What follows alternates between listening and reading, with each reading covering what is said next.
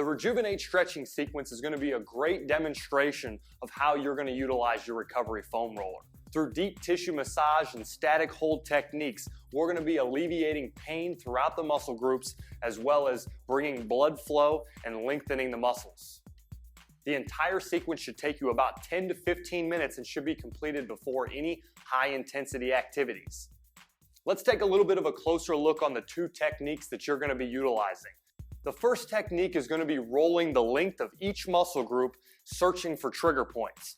As you come to a trigger point, you're going to start with a 15 to 20 second static hold in that area. This compression is going to help relax the muscle, and then we're going to move into a deep tissue massage. You're going to roll back and forth over the trigger point in a 1 to 3 inch increments for 15 to 20 seconds as well to increase blood flow to the area and get a full stretch. Again, you're going to complete both of these techniques for the length of each of the muscle groups that we're going to talk about.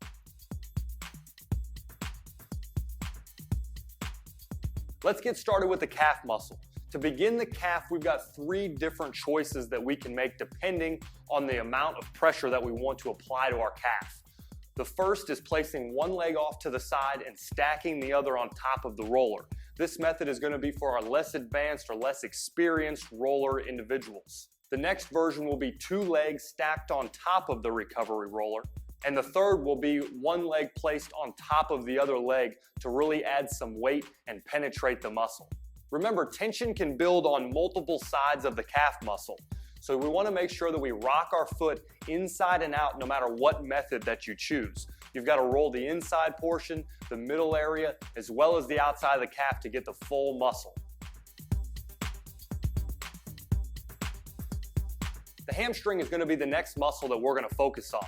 To begin, you're going to choose one of the 3 methods depending on the amount of pressure that you want to apply to your hamstring.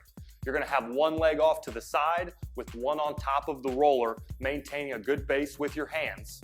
Or you can stack both feet on top of the recovery roller, rolling down, pivoting on top of the roller. And then finally, you can also stack 1 foot, very similar to how you're doing with the calf, to really increase the pressure that we're going to be working with onto the trigger points of the hamstring. For each method, the same rules are going to apply. You're going to be using those static holds on any trigger points that you find throughout the whole length. Make sure that you roll the inside of the hamstring all the way to the outside. This can be accomplished by rocking your toes or turning your hips slightly. Then you're going to be transitioning immediately into the deep tissue massage techniques with the 1 to 3 inch increment rolls. The glutes are an important muscle that oftentimes are overlooked when rolling the body. The key to getting a good stretch is by pre-stretching the glute. Pull 1 leg across and set it on top of your other leg so that you've got a bit of extension to that muscle so that when we roll it, we're in proper alignment. Place your hands on the floor and use them as a guide as you apply pressure to the muscles of your glutes. Complete both vertical rolls as well as a lateral roll. This is going to be done by slightly tilting your hips and rolling sideways. This side roll is going to help you focus more on your piriformes as well as some other attachments that are throughout your glutes. The lower and upper back are going to be completed at the same time. The key is that we maintain control and don't let our spine hyperextend. You're going to begin sitting on top of the recovery foam roller and ease into the lower lumbar.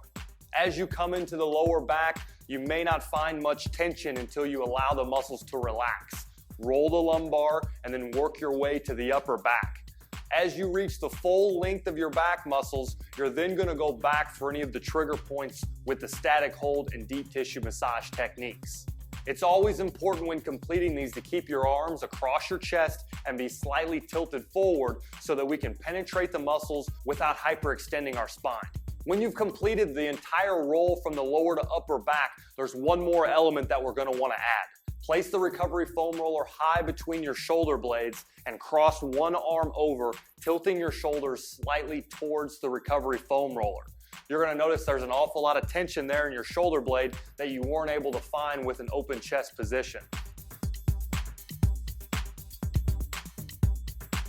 The quad is one of the most important muscles to work with the recovery foam roller. A lot of pain in your knee can be caused by tension in your quad muscles. So the correct procedure and approach to each individual length of the quad is going to help us alleviate pain quickly. Begin with a good base with your elbows into the floor, bridged up on top of the recovery foam roller. You're going to begin at your hip flexors and work your way down in one of three starting positions. The first, you can have your leg off to the side, taking some of the weight off of the roller. The second, you're going to have both quads on the same time, spreading out the weight rolled on each muscle. And then the third is going to be with your feet stacked on top of one another. This is going to be the most intense form of this roll. Removing through your static holds in your deep tissue massage, make sure that you get towards the inner side of your knee. This is accomplished by rocking your hips off to the side or guiding your toe over slightly. You will also want to focus on the outside of your knee. It's easy to focus on the middle of your quad, but we've got multiple attachments there that we need to get to each angle to completely stretch out this muscle.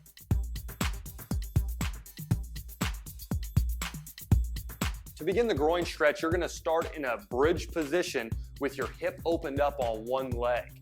The recovery foam roll is going to be perpendicular to your body, and you're going to be rolling down towards it. Your opposite leg is going to be very important for guiding you and driving your weight into the roller, increasing blood flow along that muscle. The position is very important. You want to make sure that that knee is up higher than the vertical position. It's not a quad roll, it's a groin roll, so we need to bring that recovery foam roller out to the side and open up our hip so that we can get the full length of the muscle.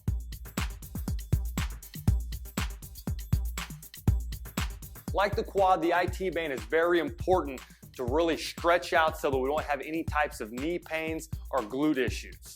To begin, you're going to be sitting in a side bridge position with either your leg out in front of your body or your legs stacked on top of one another. It all depends on how much pressure that you want to apply. As you roll the IT band, we've got to get all the way down to our knee and then work up all the way into our glute muscles. This method of stretching for the IT band can be very piercing. So I would suggest working with the leg out in front until this muscle begins to loosen, and then you can advance onto the stacked foot position.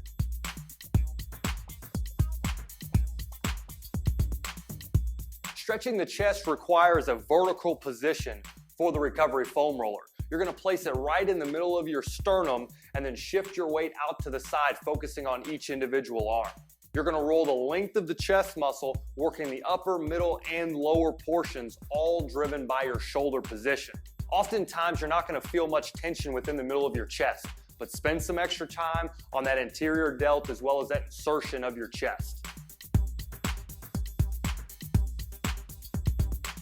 The bicep is a muscle that's oftentimes overlooked, but doesn't take much time at all to foam roll. Lay in a flat, chest down position with your arm out to the side. You're going to utilize a thumb up, thumb to the side, and thumb down angle to really rock your shoulder to position your bicep in different areas of rolling. Any trigger points that you find will be followed with the same techniques of static holds and 1 to 3 inch deep tissue massage. The lat muscle requires a little bit different approach. You're not going to begin with full length rolling. In this scenario, you're going to lay onto your side and place the recovery foam roller within your armpit. As you move your shoulder up, you're going to feel knots inside your lat that you've never felt before. Control the amount of pressure that you're placing on the roller and just weigh down and place your weight heavy there. As your lat relaxes, you're then going to find trigger points throughout the muscle. As they begin to stretch, you're then going to roll down to the lower portions of your lat and complete the lat stretch.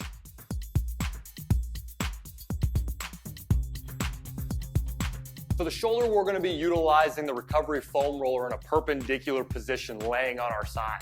To begin, we're going to stack our bodies on top of the roller so that we can roll both the inner portion, middle section, and then rear angle of our shoulder.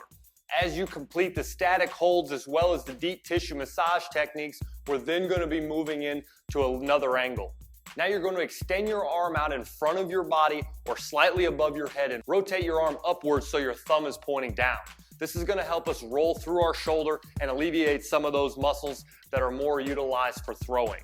The key with the arm rotation is to follow the same sequence as the roll. So as you roll into the roller, that's when you're going to rotate your hand. Don't rotate it before you roll. It's a simultaneous movement. Complete this method for both your right and your left arm before we move on.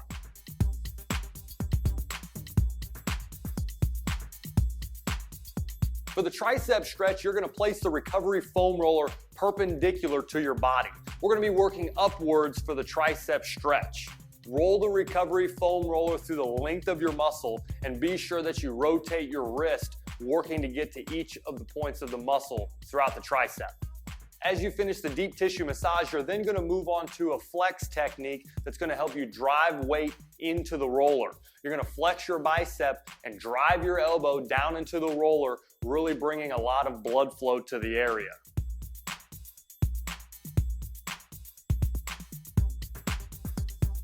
To stretch the forearm, we're going to be in a completely different position. We're going to start on all fours with the recovery foam roller out in front of us. You're going to do one forearm at a time, but you're going to be utilizing the corner of the roller.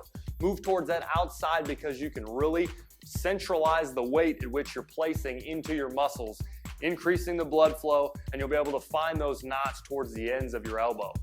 Utilize this method for both the right and the left arm before moving on.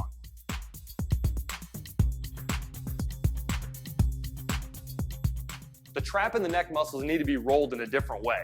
Go ahead and stand up and place the recovery foam roller at a 45-degree angle on the wall.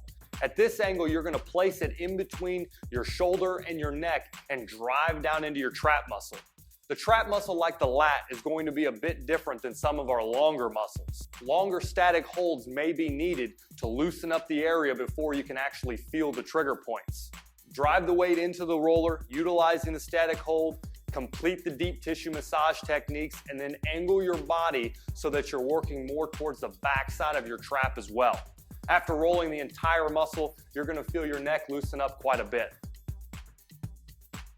Utilize the Rejuvenate stretching sequence before any training session. It's a great way to stretch your muscles prior to dynamic warm-ups. If you find that you have many trigger points throughout your body, it's important that you utilize this stretching method in consecutive days until your body begins to stretch and loosen up. The procedure remains the same throughout all muscle groups. 15 to 20 second static holds on any trigger point, followed by 15 to 20 seconds of the deep tissue massage technique, 1 to 3 inch rolls over the top of the trigger point. This stretching sequence is going to be a great way for you to begin any workout. Utilize it as a full body stretch before your dynamic warm-up.